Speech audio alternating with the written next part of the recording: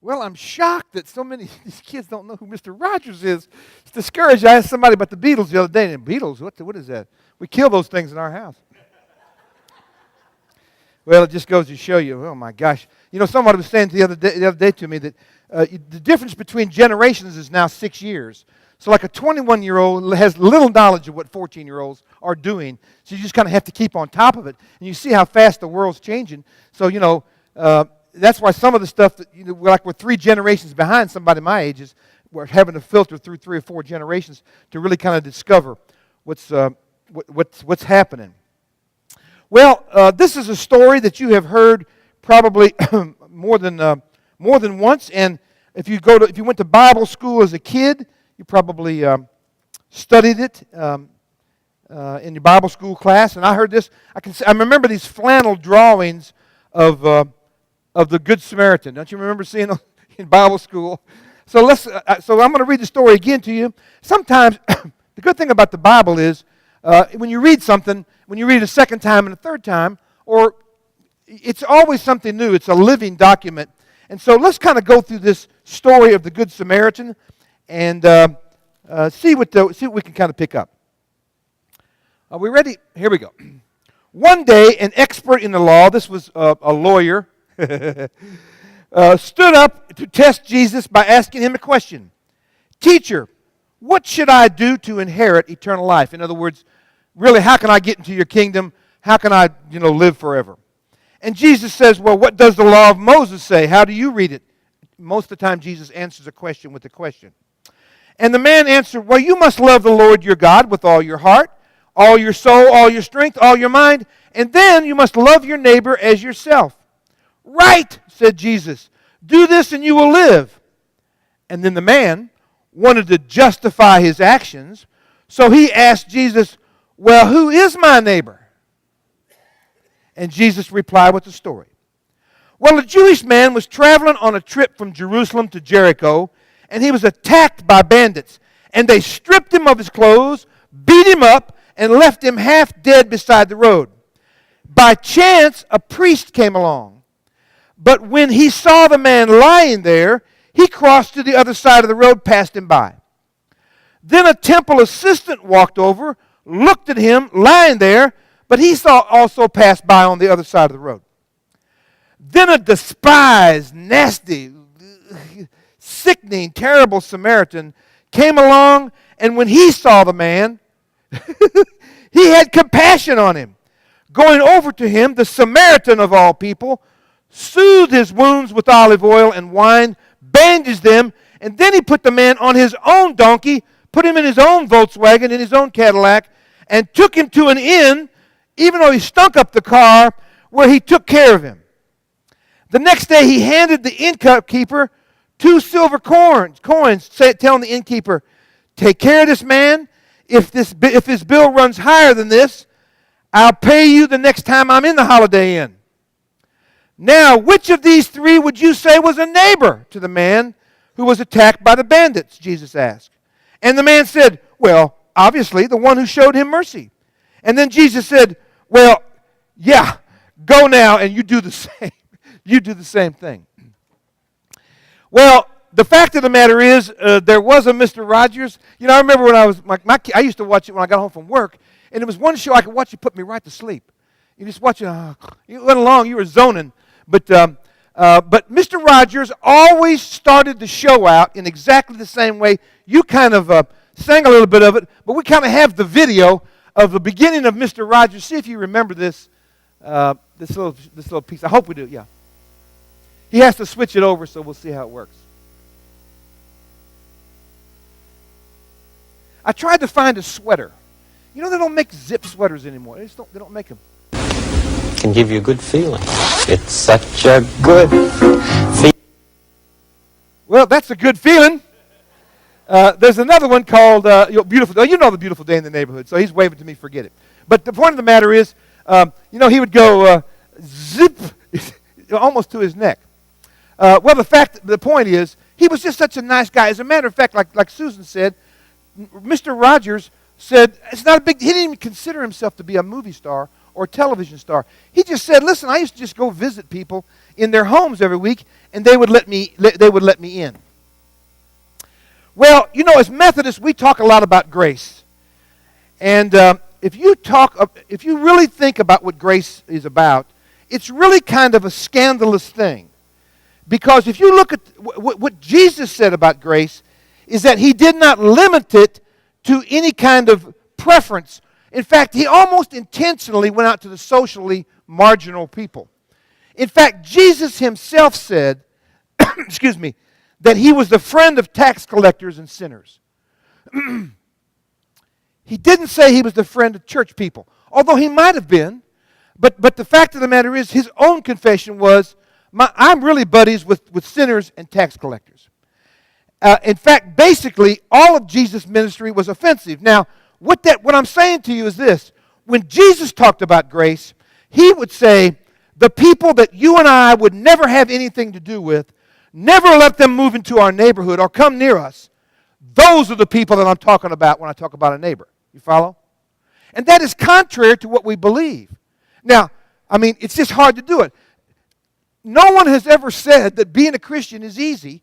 It is hard. It's never boring.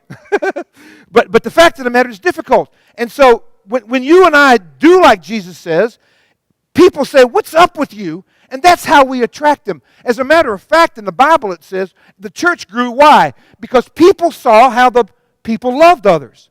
Not because they had a nice gym or a nice sanctuary or a good-looking minister like you have.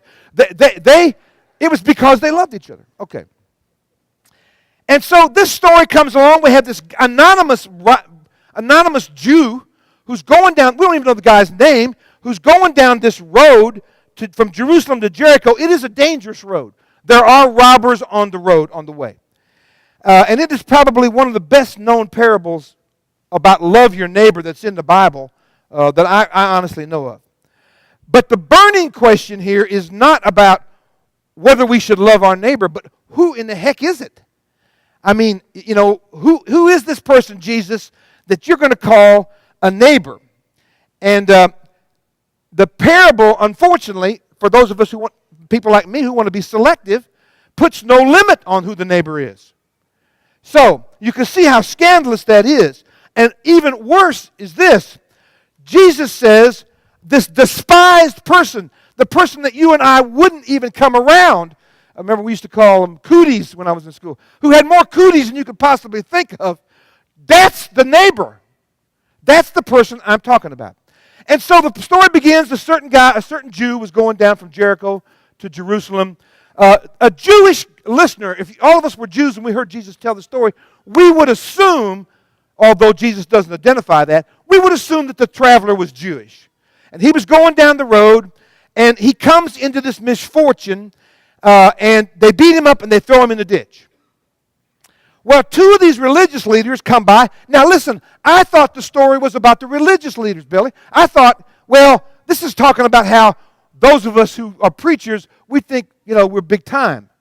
And so this first religious leader comes by. He's a priest, and he sees him. Now let me tell you something. Probably the religious leader and the other guy that passes by, they probably worked at the temple in Jerusalem. And they probably lived out of Jerusalem. So they were on the road, coming back and forth to their job. So in both cases, they did not assist the victim. Then the next person that comes along, the people who are expecting it to come, the people who are hearing the story, they're expecting another Jewish guy, a nice guy, a great guy from Latham to come by and stop over here and help this poor guy. But unfortunately, the next person is a Samaritan who comes by. I mean, this terrible kind of a person. We might say an Iraqi came by. Or we might say, you know, a gay person came by. Or this murderer, this mass murderer came by and saw this guy in the ditch. You know, if I say to you, or Jesus says to you, love your neighbor, that's one thing because I have control over that. But in this situation, you see yourself as vulnerable in the face of an enemy who helped him rather than the one of your own kind. In other words, in this situation, my enemy comes by and he helps me. You see what kind of position that puts me in? It's not like I got control then. All of a sudden, the person that I don't like is the one who's going to stop and help. Let me tell you how bad this business about Samaritans was. And how the Jews you probably know some of this, they despised these people. In fact, there's one text that says, one who eats bread baked by a Samaritan is like somebody who eats pork. Not from dreamland either. In another text, it's in the Babylonian Talmud, it says, a Samaritan guilty of murdering a Jew must be punished by death. But that does not apply in the case of a Jewish guy who kills a Samaritan. So victimized by this bandit, this guy's rescued by his enemy. And so, let me tell you kind of the point of this thing that will help us as we talk about it. Jesus eliminates the possibility of you and I saying, well, it's us and then it's them. There's us people. We're the ones who picked ourselves up by our own bootstraps, and we did it ourselves, by golly. And then there's these people who are just lazy, and they just, they could make it if they just tried, but they're just too lazy to do it. Even if that's true, Jesus says, so what? It's not your problem. Your problem is to view them as your neighbor. You follow? Another thing I think about Jesus is he didn't talk a lot about enabling people. When I help people, I want to know what they're doing with it. If I give you $10, I want you to do right, man. But Jesus doesn't talk much about that kind of a thing. Although I do think he wants you to be responsible, and he doesn't want you to enable people. He doesn't say a whole lot about that at all. And so the lawyer asked this question that I ask myself every day, and that is this. Is there some way that I can earn my way into prison? I can. Is there some way I can earn my way into heaven? Let me tell you this. It would be better for me. It would ease my mind if I could do 50 push-ups. If Jesus would say, listen, man, if you'll just help 10 people, then you're in, brother. But I want a list. Don't you want a list sometimes? Listen, I come to church every Sunday. I've been a good person. I comb my hair, brush my teeth. I don't beat my children often. And so I need to get in. You're going to tell me that this person, somebody said to me one day, and I'm beginning to believe this more and more. You and I are going to get to heaven, and we're going to see people we thought, no way this puppy got there. And there he is. And you're going to say, how in the heck did he get there here? And Jesus is going to say, none of your stinking business, All right. Okay. For some reason, the answer isn't satisfactory that Jesus gives to this lawyer. Because the lawyer says out loud, I need to love God and my neighbor, and then he realizes he's not quite finished. And at this point, the lawyer gets a little nervous, and he thinks he was hoping that Jesus would give him this kind of list. But instead of giving him a list, this is the hard thing. He makes it limitless. He doesn't cut it off. He says, they're all your neighbor. Every one of them is your neighbor. I guess, like me sometimes, this lawyer was looking for a loophole. Is it possible that James Campbell is not my neighbor? Come on, he rides a motorcycle, bald-headed guy. Come on, can't be. Is there a person, and Jesus says, absolutely not. You see how odd that is? You can get in trouble for this kind of mess. You might even, Jesus was crucified for loving all these people. Well, the point of the matter is he's asking this question that he might ask even today. Do I have to love people who have AIDS? Or do I have to love my in-laws? Do I have to love the difficult person who works in my office or the school kid who's a nerd? Do I have to love the people who hurt me? Can I just love people who are like me, people who like me? Can't I just love people, wouldn't that be enough? Can I just love those people?